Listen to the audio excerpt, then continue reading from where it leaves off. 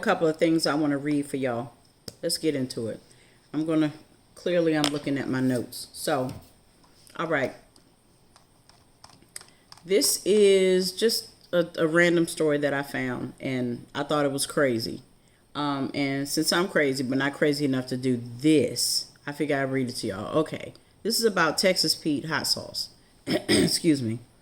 There was a lawsuit that claims that Texas Pete hot sauce has cheated its way to the market-leading position in the $3 billion hot sauce industry. All right. On September 12th, Philip White of Los Angeles, California, filed a lawsuit, with the makers of Texas Pete hot sauce, alleging that it misrepresents itself as a product from Texas because the company who makes the condiment, Garner Foods, is based in North Carolina. He filed a class action suit claiming that he was bamboozled into thinking the hot sauce that he was purchasing was from the Lone Star State.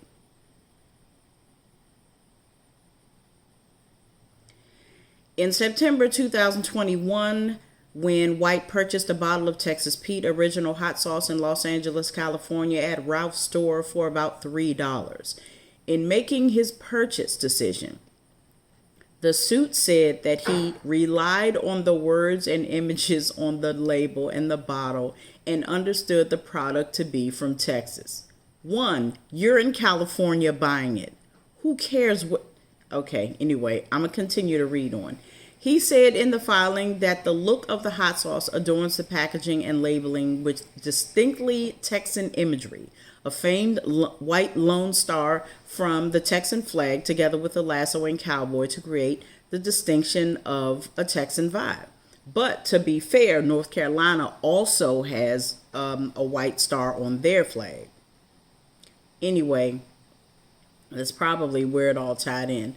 Anyway, he claimed that if he knew that it wasn't from Texas when he purchased the bottle, he would not have purchased the product or he would have paid significantly less. Okay, so you do indicate that if you'd have known, you would have paid less. Not that you wouldn't have gotten it at all. That would have been one of your options. You would have either not gotten it or paid less. You like the hot sauce. It's okay, baby. You can say that. So by representing that the Texas Pete brand hot sauce products are Texas products when they're not, the defendant says that they cheated their way to the $3 billion hot sauce marketing industry. So he goes on and he says that the hot sauce people did this at the expense of law-abiding citizens and competitors and consumers nationwide who desire authentic hot sauce. No, sir. Why didn't you not go to Texas and buy it yourself? You are going to sue this company because you didn't do your research prior to the first purchase. Clearly, you've purchased this stuff before. People are disgusting. People make me sick. You're going to sue somebody? Nobody cares. The Arizona Tea Company is based out of New York. People still buy Arizonas in Arizona. So, I mean, the audacity of people is just really, really funny. I read that story and I just thought that I would come on here and share that with y'all. I ain't really want nothing. I was going to turn this into one of my 5 minutes of videos, but I don't think that it's enough information. And I'm not ready to go back to those videos yet. But it's one more story that I wanted to tell y'all about. And it goes for me under the Who Gad file, the Who Gives a Damn file. Anyway, it's about Jada Pinkett Smith. On October 6th, Jada Pinkett Smith revealed that she'll be writing a memoir that shares details about her difficult journey in Hollywood and her complicated marriage.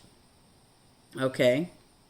Who cares so far? The memoir is described to be as honest and gripping. And at the heart of the powerful book are 2 unexpected love stories. One being Jada's complicated marriage to Will Smith. That's not a surprise. And the other being one with herself.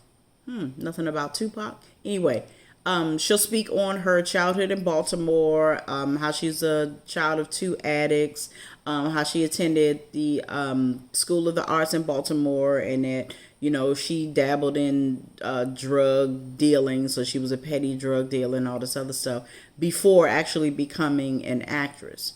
So, according to the press release, the Red Table Talk host will open up about her roller coaster ride from the depths of suicidal depression, I don't joke about that, to the heights of personal rediscovery and the celebration of her authentic feminine power. In the memoir, as well, she talks about her close friendship with legendary rapper Tupac. She also speaks about a crisis that she experienced at the age of 40 that caused her to reevaluate her life. Entanglement. Okay, so even Will Smith, he said in the book that he wrote called Will, he said, where is it? He said he wrote in his book, our marriage wasn't working. We could no longer pretend that, and we were both miserable, and clearly something had to change. We were living different lives and having different views about our marriage. So, despite rocky points in their relationship, they were all, even through the Oscar slap and all this stuff, they were still working on them. Now, I have to tell you that I respect. I respect the fact that regardless of what's going on around you, you still stay focused enough to deal with what's going on. I do respect that. I can honestly say, knowing what I know of Jada Pinkett Smith, and I only know what is being revealed, she's not, nah, Sue, it ain't it. But she really bothers me. She really does. I'm so confusion. She bothers me. Anyway, the book is set to be released in the fall of 2023. It's yet to be titled, but I have a title. You can call it The Evil Within. Anyway, those two things I read this morning, and I just wanted to bring those to y'all. What else did I want to tell you about? Oh, two movies that I think that y'all should check out on Netflix. One has already been talked about. Another one is not a new movie. It's new to Netflix. But the first one is Jazzman's Blues. Of course, it was released in 2022. The director is Tyler Perry. It stars Joshua Boone, Amira Van, Saleha Pfeiffer, Austin Scott, Ryan Eggold, and Milana Jackson. It is a drama. I think it's rated PG-13. Do they still do ratings? Do they still give movie ratings? Anyway, excuse me, I call it rated PG-13 because language and some sexual content. It says it goes into, it's a tale of forbidden love and family drama unravels 40 years of secrets and lies in the Deep South during an unsolved murder investigation. But it's really about a white passing girl who falls for a dark-skinned boy. They fall in love as children. They have plans to marry and, just run away and be with each other. However, the young lady's mom has other plans and wants her to marry into since she's white passing, wants her to marry into a white family because white means wealth. And of course, this is in the South, and it's a lot. I really enjoyed it. I will say I really enjoyed it because I am not a Tyler Perry movie fan. Congratulations on all of his success. I'm proud of him.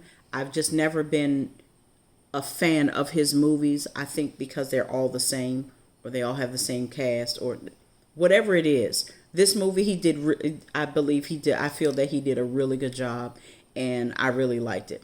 Next movie is called Jexy. This is a comedy.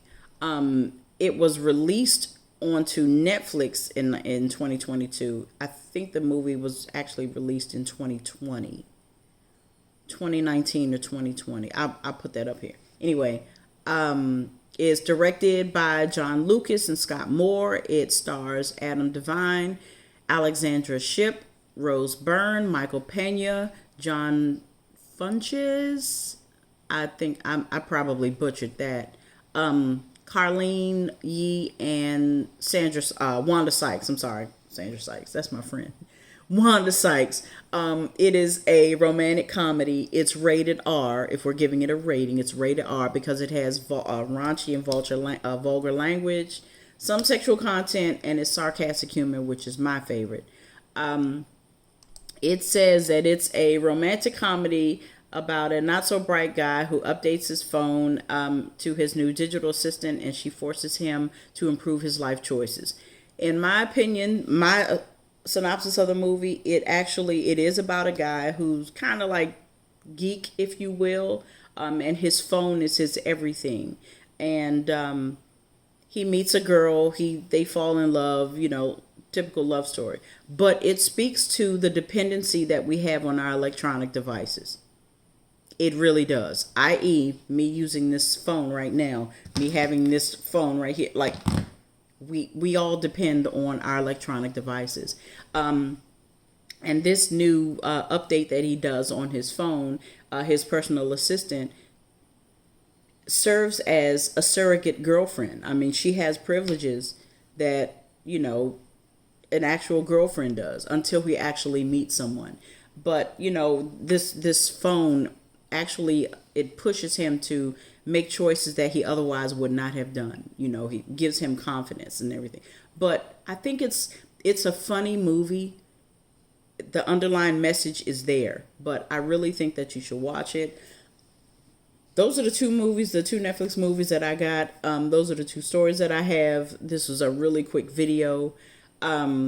This is Stingray 72. That's my time. I thank you for yours. I want to thank you for my new subbies and my returning subbies. I totally appreciate you guys for riding with me on my road to 1K by 2023. I totally appreciate you. And until the next video, bye.